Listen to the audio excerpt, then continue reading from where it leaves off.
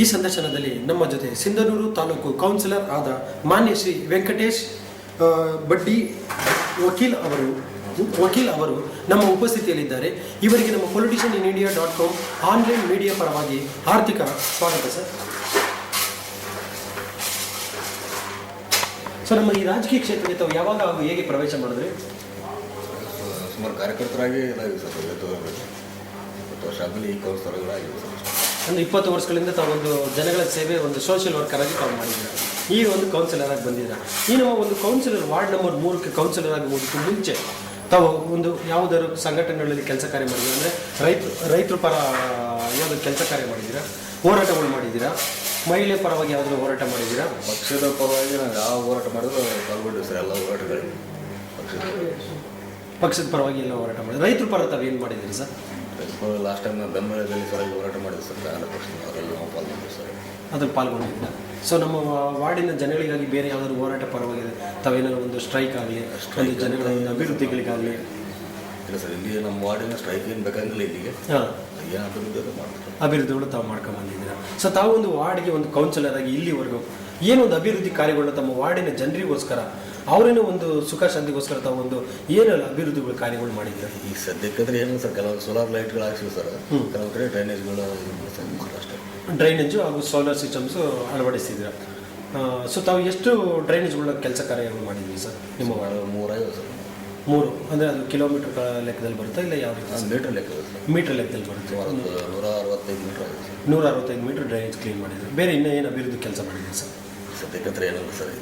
ಇನ್ನೂ ಏನು ಮಾಡಿದ್ರು ಸರ್? ನಿಮ್ಮ ಒಂದು ವಾರ್ಡಿನಲ್ಲಿ ಒಂದು ಸಂಬಂಧಪಟ್ಟಂಥ ಸ್ವಚ್ಛತೆ ಬಗ್ಗೆ ತಾವು ಏನು ಕಾಪಾಡ್ಕೊಂಡು ಬಂದಿದ್ದೀರಿ ಸರ್? ಏನು ಕಾರ್ಯಕ್ರಮ ಮಾಡಿದ್ರಿ ಸ್ವಚ್ಛತೆ?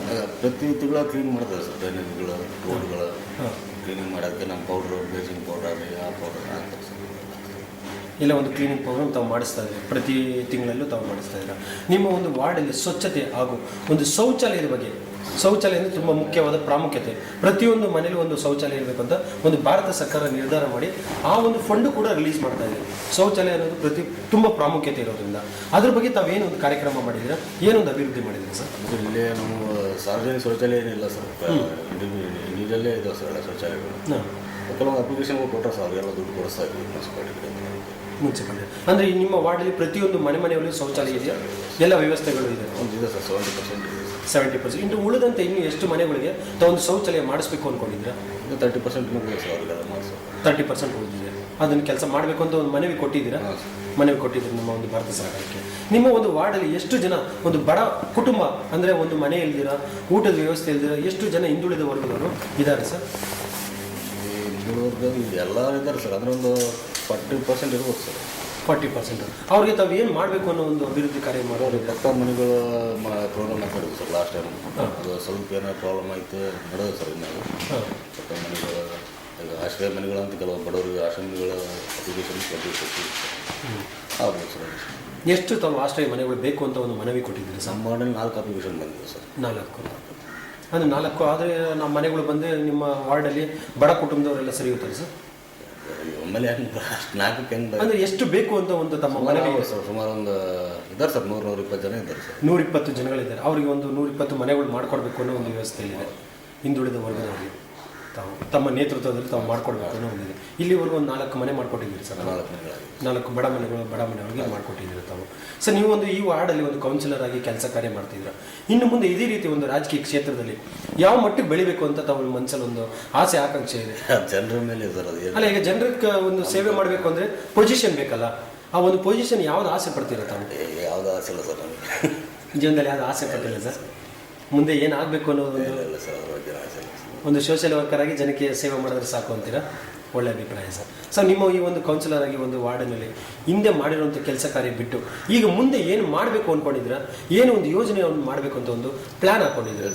ರೋಡ್ಗಳು ಮಾಡೋಕ್ಕಾಗ ಸರ್. ಫಸ್ಟು ನಾವು ವಾರ್ಡೆಲ್ಲ ಪೂರ ಸ್ವಚ್ಛವಾಗಿ ಕ್ಲೀನಾಗಿರೋದು ರೋಡ್ಗಳು, CC ರೋಡ್ಗಳೆಲ್ಲ ಮಾಡ್ತಾರೆ ಸರ್. ಅದು ನೆಕ್ಸ್ಟ್ ಎಲೆಕ್ಷನ್ ಆಮೇಲೆ ಸ್ಟಾರ್ಟ್ ಆಗ್ತದೆ ಸರ್. ಎಷ್ಟು ರೋಡ್ಗಳು ತಾವು ಒಂದು ಅಭಿವೃದ್ಧಿ ಮಾಡಬೇಕು ಅಂತ ಒಂದು ಪ್ಲ್ಯಾನ್ ಮಾಡ್ತೀವಿ? ಸುಮಾರು ರೋಡ್ ಇದಾವೆ ಸರ್. ಒಂದು 6-7 ರೋಡ್ ಇದಾವೆ ಸರ್. 6-7 ವಾರ್ಡ್ಗಳು, 7 ರೋಡ್ಗಳು ಇದಾವೆ ಸರ್. ಅಲ್ಲ CC ರೋಡ್ ಮಾಡಬೇಕು ಅಂದ್ರೆ ತಾರ್ ರೋಡ್ ಮಾಡಬೇಕು ಅಂದ್ಕೊಂಡಿದ್ದೀವಿ ಸರ್. ಕೆಲವೊಂದು ಟಾರ್ ರೋಡ್ಗಳು ಸರ್, ಕೆಲವೊಂದು CC ರೋಡ್ಗಳಿದೆ. ಬೇರೆ ಇನ್ನೂ ಏನು ಅಭಿವೃದ್ಧಿ ಕಾರ್ಯ ಮಾಡಬೇಕು ಅಂದ್ಕೊಳ್ಳಿ ಸರ್? ಈಗಂತರೂ ನೆಕ್ಸ್ಟ್ ನೀರಿನಂತೂ ಇದಾಗುತ್ತೆ ಸರ್. ನೀರಿನ ಪ್ರಾಬ್ಲಮ್ ಇಲ್ಲ ನಮ್ಮಲ್ಲಿ. ನೀರಿಂದಾಗಲಿ ಡ್ರೈನೇಜ್ ಆಗಲಿ ಏನು ಪ್ರಾಬ್ಲಮ್ ಇಲ್ಲ. ಲೈಟಿಂದ ರೋಡಿಂದ ಸ್ವಲ್ಪ ಪ್ರಾಬ್ಲಮ್ ಅದೊಂದು. ರೋಡಿನ ಸಮಸ್ಯೆ ತುಂಬ ಇದೆ, ಅದನ್ನು ತಾವು ಮಾಡಬೇಕು ಅನ್ನೋ ಒಂದು ಮನವಿ ಕೊಟ್ಟಿದ್ದೀರಾ. ಮತ್ತು ಬೇರೆ ಇನ್ನು ಅಭಿವೃದ್ಧಿ ಕೆಲಸ ನಿಮ್ಮ ಜನರಿಗೆ ಆಗಲಿ, ಒಂದು ಬಡ ವಿದ್ಯಾರ್ಥಿಗಳಿಗೆ ಆಗಲಿ, ಒಂದು ಹೆಣ್ಣು ಮಕ್ಕಳಿಗೆ ಆಗಲಿ, ತಮ್ಮ ವಾರ್ಡಲ್ಲಿ ಏನೋ ಒಂದು ಅಭಿವೃದ್ಧಿ ಮಾಡಬೇಕು ಅಂತ ಕೆಲವೊಂದು ಬಡ ವಿದ್ಯಾರ್ಥಿಗಳು ಸ್ಕಾಲರ್ಶಿಪ್ ಕೊಡ್ತಾ ಇದ್ದಾರೆ ಸರ್ ಮುನ್ಸಿಪಾಲಿಟಿ, ಅದು ನಾವು ಕೊಡಿಸ್ಬೇಕು. ಸ್ಕಾಲರ್ಶಿಪ್ ತಾವು ಕೊಡಿಸ್ತಾ ಇದ್ದಾರೆ ಬಡ ವಿದ್ಯಾರ್ಥಿಗಳಿಗೆ. ಮಹಿಳೆಯರಿಗೆ ಒಂದು ಬಂದೋಬಸ್ತ್ ಆ್ಯಕ್ಚುಲಿ ಶೌಚಾಲಯ ಮಾಡೋಕೆ ಸರ್, ಅದು ನಮ್ಮಲ್ಲಿ ಪ್ಲೇಸ್ ಇಲ್ಲ ಇಲ್ಲಿ. ಹಾಂ, ಇಲ್ಲಿ ಗೌರ್ಮೆಂಟ್ ಪ್ಲೇಸ್ಗಳೆಲ್ಲ ಬೇರೆದೊಂದು ಪ್ರೈವೇಟ್ ಅವ್ರದ್ದು ಕೊಡೋಂಗಿಲ್ಲ ಪ್ಲೇಸ್ಗಳು. ಹಾಂ, ಹಂಗೇನು ಯಾರು ಪ್ಲೇಸ್ ಕೊಟ್ಟರೆ ಅದು ಮಹಿಳಾ ಶೌಚಾಲಯ ಮಾಡ್ಕೊಂಡು ಮಹಿಳಾ ಶೌಚಾಲಯ ಅಂದರೆ ಇಂಡಿಪೆಂಡೆಂಟಾಗಿ ಮಾಡಿ ಸಪ್ರೇಟಾಗಿ ಬಿಡಬೇಕು ಅಂದರೆ ವಾರ್ಡ್ ಹೊಡೋದಂದ್ರೆ ಏರಿಯಾಗೆ ಒಂದೂ ಇಲ್ಲ ಯಾವ ರೀತಿ ಮಾಡಬೇಕು? ಏರಿಯಾ ಒಂದು ಸರ್, ಏರಿಯಾಗೆ ಒಂದು ಮಾಡಬೇಕು ಅಂದರೆ ಇಂಡಿಪೆಂಡೆಂಟ್ ಸಪ್ರೇಟ್ ಮಹಿಳೆಯರಿಗೆ. ಮಹಿಳೆಯರಿಗೆ ಸಾರ್ವಜನಿಕ ಶೌಚಾಲಯಗಳು ಇರ್ತಾವೆ ಸರ್, ಆ ಟೈಪ್. ಆ ರೀತಿ ಸಾರ್ವಜನಿಕರಿಗೆ ಸಪ್ರೇಟ್ ಮಾಡುವಂಥ ಒಂದು ಪ್ಲ್ಯಾನ್ಸ್ ಇದೆ ತಮಗೆ. ಸರ್, ಈಗಿನ ಒಂದು ಕೌನ್ಸಿಲರ್ ಆಗಿ ತಾವು ಇಷ್ಟು ಕೆಲಸ ಎಲ್ಲ ಕಾರ್ಯ ಎಲ್ಲ ಮಾಡ್ತಿದ್ದೀರಾ. ಇಷ್ಟೆಲ್ಲ ಒಂದು ರಾಜಕೀಯದಲ್ಲಿ ಬಂದು ಕೆಲಸ ಕಾರ್ಯ ಮಾಡೋದಕ್ಕೆ ತಮಗೆ ಕುಟುಂಬದಲ್ಲೇ ಆಗಲಿ, ಸಮಾಜದಲ್ಲೇ ಆಗಲಿ, ನಿಮ್ಮ ಬಂಧು ಮಿತ್ರರೇ ಆಗಲಿ ನಿಮಗೆ ಪ್ರೋತ್ಸಾಹ ಕೊಟ್ಟು ಬನ್ನಿ ರಾಜಕೀಯದಲ್ಲಿ ಒಂದು ಸೇವೆ ಮಾಡಿ ಅಂತ ಕರೆದಂಥ ವ್ಯಕ್ತಿ ಯಾರು? ಭಾಳಷ್ಟು ಜನ ಇದ್ದಾರೆ ಸರ್. ನಮ್ಮ ಸ್ನೇಹಿತರು ಇದ್ದಾರೆ. ನಮ್ಮ ತಾಯಿಯವರು ಲಾಸ್ಟ್ ಟೈಮ್ ಕೌನ್ಸಿಲರ್ ಆಗಿದ್ದವ್ರೆ. ನಮ್ಮ ಗೌಡರು ಅವರು ಮೊದಲಿಂದ ನಮ್ಮನ್ನು ಹಂಗೆ ಬೆಳೆಸಂತ ಬಂದಷ್ಟು ಹಂಗೆ ಅವರು ಇದ್ರ ಮೇಲೆ ನಾವು ಹೇಳಿದ್ವಿ ಸರ್. ಅವರ ಒಂದು ವ್ಯವಸ್ಥೆಯಿಂದ ತಾವು ಒಂದು ನೋಡ್ಕೊಂಡು ಬಂದಿದ್ದಾರೆ. ನೀವೇ ತಮ್ಮ ಒಂದು ಸಂಸಾರದಲ್ಲಿ ತಾವೇ ಒಂದು ಮೊದಲನೆಯವರ ಒಂದು ರಾಜಕೀಯ ಕ್ಷೇತ್ರಕ್ಕೆ ಬಂದಿರೋದಿಲ್ಲ ಸರ್? ಇಲ್ಲ, ಇದರಿಂದ ನಮ್ಮ ತಾಯಿಯವರು ಸರ್. ನಿಮ್ಮ ತಾಯಿ? ನಮ್ಮ ತಾಯಿಯವ್ರ ತಂದೆಯವರು ಶಿರೂರು ಅಂತ ಬಾಗಲಕೋಟೆ ಹತ್ರ. ಅವರು ಗ್ರಾಮ ಪಂಚಾಯತ್ ಅಧ್ಯಕ್ಷರು, ಮಂಡಲ ಪಂಚಾಯತ್ ಅಧ್ಯಕ್ಷರಾಗಿದ್ದರು ಫಸ್ಟ್. ನಮ್ಮ ತಾಯಿಯವರು ಲಾಸ್ಟ್ 1991ನಲ್ಲಿ ಕೌನ್ಸಿಲರ್ ಆಗಿದ್ದರು ಸರ್, CMC ಮೆಂಬರ್ ಆಗಿದ್ದರು. ಈಗ ನಾವು CMC ಮೆಂಬರ್ ಆಗಿದೆ. ಒಂದು ಕುಟುಂಬದ ಒಂದು ವ್ಯವಸ್ಥೆಯಲ್ಲಿ ರಾಜಕೀಯ ಆಗಿ ನಡ್ಕೊಂಡು ಬರ್ತಾರೆ ಸರ್. ಅವರು ಇಂಡಿಪೆಂಡೆಂಟ್ ಇದೆ ಕುಟುಂಬ ಅಂತ ಏನಲ್ಲ ಸರ್, ಅವರು ಇಂಡಿಪೆಂಡೆಂಟ್ ಆಗಿ ಬೆಳೆದಾರೆ ಸರ್. ಅವ್ರ ಪಾರ್ಟಿ ಅವ್ರು ಬೆಳೆದ್ರು, ನಾವು ಬೇರೆ ಪಾರ್ಟಿ ಪಕ್ಷ ಚೇಂಜ್ ಆಗಿ ತಾವು ರಾಜಕೀಯದಲ್ಲಿ ಬೆಳ್ಕೊಂಡು ಬಂದಿದ್ದೀರಾ ಸರ್. ಇಲ್ಲಿವರೆಗೂ ಒಂದು ವಾರ್ಡಲ್ಲಿ ಕೆಲಸನೇ ಮಾಡಿದ್ದೀರಾ, ಒಂದು ಕೌನ್ಸಿಲರ್ ಕೆಲಸ ಮಾಡಿದ್ದೀರಾ, 20 ವರ್ಷದ ಸತತ ಕಾಲವಾಗಿ ಒಂದು ರಾಜಕೀಯದಲ್ಲಿ ಬೆಳೀತಾ ಬಂದಿದ್ದೀರಾ. ಇಲ್ಲಿವರೆಗೂ ಮಾಡಿರುವಂಥ ಕೆಲಸ ಕಾರ್ಯಗಳಲ್ಲಿ ನಿಮ್ಮ ತಾಲೂಕುಗಳಿಗೆ ಸಂಬಂಧಪಟ್ಟಂಥ, ವಾರ್ಡಲ್ಲಿ ಸಂಬಂಧಪಟ್ಟಂಥ ಅಭಿವೃದ್ಧಿ ಕೆಲಸ ಕಾರ್ಯಗಳಲ್ಲಿ ಜನ ಸದಾ ನೆನಪಲ್ಲಿ ಇಟ್ಕೊಳ್ಳೋಂಥ ಕೆಲಸ ಯಾವುದಾದ್ರು ಒಂದು ಮಾಡಿದರೆ ಅಂದರೆ ಆ ಕೆಲಸ ಹೋಗಿ ಕೇಳಿದ್ರೆ ಸೊ ನಮ್ಮ ವೆಂಕಟೇಶ್ ಸರ್ ಅವ್ರು ಮಾಡಿಕೊಟ್ಟಿರೋದಂಥ ಒಂದು ಗುರುತಿಸಿ ಹೇಳಬೇಕು. ಆ ಥರ ಒಂದು ಕೆಲಸ ಕಾರ್ಯ ನನಗೆ ಯಾವುದನ್ನು ಆ ಥರ ಇನ್ನೂ ಮಾಡಿರ್ಲಿಕ್ಕಿಲ್ಲ ಅಂತ ಅನಿಸ್ತದೆ ಸರ್. ಅಂದರೆ ಯಾವುದೇ ಬಗ್ಗೆ ಇರ್ಬೋದು, ಸ್ಟ್ರೈಕ್ ಮಾಡಿರೋದು ಇರ್ಬೋದು, ಒಂದು ಅಭಿವೃದ್ಧಿ ಕಾರ್ಯಗಳು ಇರ್ಬೋದು, ಒಂದು ವಾರ್ಡಿನ ಅಭಿವೃದ್ಧಿ ಇರ್ಬೋದು. ಹೇಳ್ರಿ ಸರ್, ನಮ್ಮ ವಾರ್ಡಿನ ಜನರು ಇಲ್ಲೇ ಆ ಟೈಪ್ ಏನು ಮಾಡಿಲ್ಲ ಅಂತ ಅನಿಸ್ತದೆ. ಜನ ನೆನೆಸ್ಕೊಳ್ಳುವಂಥ ಕೆಲಸ ಕಾರ್ಯಗಳು ಮಾಡಿಲ್ಲ ಅಂದರೆ ಮುಂದೆ ಯಾವ್ದು ಮಾಡಬೇಕು ಅಂತ ಏನೋ ಪ್ಲ್ಯಾನ್ ಮಾಡ್ಕೊಂಡಿದ್ರೆ ಮಾಡೋದು ಸರ್, ಮಾಡಲೇಬೇಕು. ನಿಮಗೆ ತುಂಬ ಮುಖ್ಯವಾದದ್ದು ನಿಮ್ಮ ವಾರ್ಡಲ್ಲಿ ಇಲ್ಲ ನಿಮ್ಮ ತಾಲೂಕಲ್ಲಿ ತುಂಬ ಮುಖ್ಯವಾದಂಥ ಒಂದು ಕೆಲಸ ಮಾಡಲೇಬೇಕು ಅಂತ ಯಾವ ಗುರಿ ಇಟ್ಕೊಂಡಿದ್ದೀರಿ ಸರ್? ಅದು ಇಲ್ಲಿ ನೀರಿನ ವ್ಯವಸ್ಥೆ ಸರ್, ನೀರಿಂದ ಭಾಳ ಪ್ರಾಬ್ಲಮ್ ಅಂದರೆ ಕುಡಿಯೋ ನೀರಿನ ವ್ಯವಸ್ಥೆ ಏನು ಸರ್? ಕುಡಿಯೋ ನೀರಿನ ವ್ಯವಸ್ಥೆ ಈಗ ಜನ ಯಾವ ನೀರನ್ನು ಯೂಸ್ ಮಾಡ್ತಾ ಇದ್ದಾರೆ ಸರ್? ಕೆರೆ ನೀರೇ ಸರ್, ಅದೇನು ಪ್ರಾಬ್ಲಮ್ ಇಲ್ಲ. ಈಗ ಅದು ಕಡಿಮೆ ಪ್ರಮಾಣದಾಗ ಬರ್ತದೆ ಸರ್, ಅದು ಪೂರ ಪರಿಪೂರ್ಣ ಇಲ್ಲ ಸರ್, ಪರ್ಫೆಕ್ಟ್ ಎಲ್ಲ ನೀರು ಮುಟ್ತಾ ಇಲ್ಲ. ಅಂದರೆ ಕ್ಯೂರಿಫೈ ನೀರು ಇಲ್ಲ ಡೈರೆಕ್ಟ್ ಬರುವಂಥ ನೀರು? ಪ್ಯೂರಿಫೈ ನೀರು ಸರ್, ಕ್ಯೂರಿಫೈ ನೀರು ಯೂಸ್ ಮಾಡ್ತಾರೆ. ಅದನ್ನು ತಾವು ಒಂದು ಸಮಸ್ಯೆ ಪರಿಹಾರ ಮಾಡಬೇಕು ಅಂತನ ಒಂದು ಪ್ಲ್ಯಾನ್ ಮಾಡ್ಕೊಂಡಿದ್ದೀರ ತಾವು. ಸರಿ ಸರ್, ಮುಂದೆ ನಮ್ಮ ಒಂದು ಸರ್ಕಾರದಲ್ಲಿ ಒಂದು ಭಾರತ ಸರ್ಕಾರದಲ್ಲಿ ಒಂದು ಚುನಾವಣೆ ಬರ್ತಾ ಇದೆ ಈಗ ನೆಕ್ಸ್ಟು. ಅದ್ರ ಬಗ್ಗೆ ತಮ್ಮ ಒಪಿನಿಯನ್ ಏನಿದೆ? ಅಂದರೆ ನಮ್ಮ ಸರ್ಕಾರ ಬಂದರೆ, ಯಾವುದೇ ಸರ್ಕಾರ ಬಂದರೆ ನಿಮ್ಮ ಜನಾಂಗ ಒಳ್ಳೇದಾಗತ್ತಾ? ಅದಕ್ಕೆ ತಾವು ಸಪೋರ್ಟ್ ಮಾಡ್ತೀರಾ? ಮಾಡ್ತೀವಿ ಸರ್. ನಾವು ಕಾಂಗ್ರೆಸ್ ಆಗಿದ್ದು ಕಾಂಗ್ರೆಸ್ ಪಾರ್ಟಿ ಬರೋದು ಸರ್. ಖಂಡಿತ ಕಾಂಗ್ರೆಸ್ ಪಾರ್ಟಿ ಬರ್ತದೆ ಸರ್, ಅದಕ್ಕೆಲ್ಲ ನಾವು ಸಪೋರ್ಟ್ ಮಾಡ್ತೀವಿ ಸರ್. ಅಂದರೆ ಕಾಂಗ್ರೆಸ್ಸಲ್ಲಿ ಇಂಥವ್ರಿಗೆ ಬಂದರೆ ತಾವು ಮಾಡ್ತೀನಿ ಅಂತನೆಲ್ಲ ಇಲ್ಲ, ಯಾರೇ ಬಂದರೂ ಪಕ್ಷದ ಮೇಲೆ ನಾವು ಡಿಪೆಂಡ್ ಸರ್. ಪಕ್ಷದ ಮೇಲೆ ಡಿಪೆಂಡ್, ಯಾರೇ ಬಂದರೂ ತಾವು ಒಂದು ಕೆಲಸ ಅವ್ರಿಗೆ ಸಪೋರ್ಟ್ ಮಾಡಿ ಗೆಲ್ಲಿಸ್ತೀರ. ಸರಿ ಸರ್, ಈಗಿನ ಒಂದು ನಮ್ಮ ಭಾರತ ಸರ್ಕಾರಕ್ಕೆ ತಾವೊಂದು ಹೇಳುವಂಥ ಒಂದು ನಮ್ಮ ಮೀಡಿಯಾ ಮುಖಾಂತರ ತಾವು ಏನು ಹೇಳೋಕ್ಕೆ ಇಷ್ಟಪಡ್ತೀರಾ? ತಮ್ಮ ಪಕ್ಷಕ್ಕೆ ಇರ್ಬೋದು, ನಿಮ್ಮ ವಾರ್ಡಿನ ಜನತೆಗೆ ಇರ್ಬೋದು, ಇಲ್ಲ ಭಾರತ ಸರ್ಕಾರಕ್ಕೆ ಒಂದು ಮನವಿ ಕೊಡ್ಬೋದು, ಏನು ಹೇಳೋಕ್ಕೆ ಇಷ್ಟಪಡ್ತೀರಾ ತಾವು? ಏನು ಹೇಳೋದು ಸರ್, ಅಭಿವೃದ್ಧಿನೇ ಮಾಡ್ರಿ. ಅಭಿವೃದ್ಧಿ ಏನು ಹೇಳೋಕ್ಕೆ ಇಷ್ಟಪಡ್ತೀರಾ? ಬಡ ಬಗ್ಗೆ ಅಭಿವೃದ್ಧಿ ಆಗೋದು ಸರ್, ಅಷ್ಟೇ ಬರ್ತೀನಿ.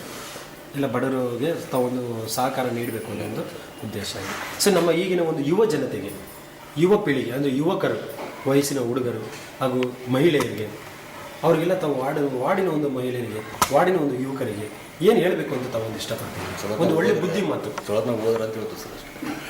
ಚಲೋದಲ್ಲಿ ಅಂದರೆ ವಿದ್ಯಾಭ್ಯಾಸ ಮಾಡ್ರಿ ಅಂತ ಹೇಳ್ತೀವಿ ಸರ್. ವಿದ್ಯಾಭ್ಯಾಸ ಮಾಡಬೇಕು ಅಂತ, ಅದಕ್ಕೆ ಪ್ರಾಮುಖ್ಯತೆ ಕೊಡಬೇಕಾ? ಕೊಡೋದು ಸರ್, ವಿದ್ಯಾಭ್ಯಾಸಕ್ಕೆ ಪ್ರಾಮುಖ್ಯತೆ ಕೊಡೋದು ಮನುಷ್ಯ ಮಂದಿ. ಹೌದು, ಆಗಲ್ಲ ಮುಂದೆ ಇಂಥವಲ್ಲ ಇರ್ತವಲ್ಲ ಸರ್. ಹೌದು, ನಿಜ. ಒಂದು ರಾಜಕೀಯ ವ್ಯವಸ್ಥೆಯಲ್ಲಿ ಬರೋದು ಮುಂದೆ ಇದ್ದೇವೆ. ಎಜುಕೇಷನ್ ಅಂತ ತುಂಬ ಇಂಪಾರ್ಟೆಂಟ್. ಬೇರೆ ಇನ್ನು ನಮ್ಮ ಭಾರತ ಸರ್ಕಾರಕ್ಕೆ ನಮ್ಮ ಮೀಡಿಯಾ ಮುಖಾಂತರ ಏನು ತಾವು ಹೇಳೋಂಥದ್ದು ಏನಾರು ಇದೆಯಾ?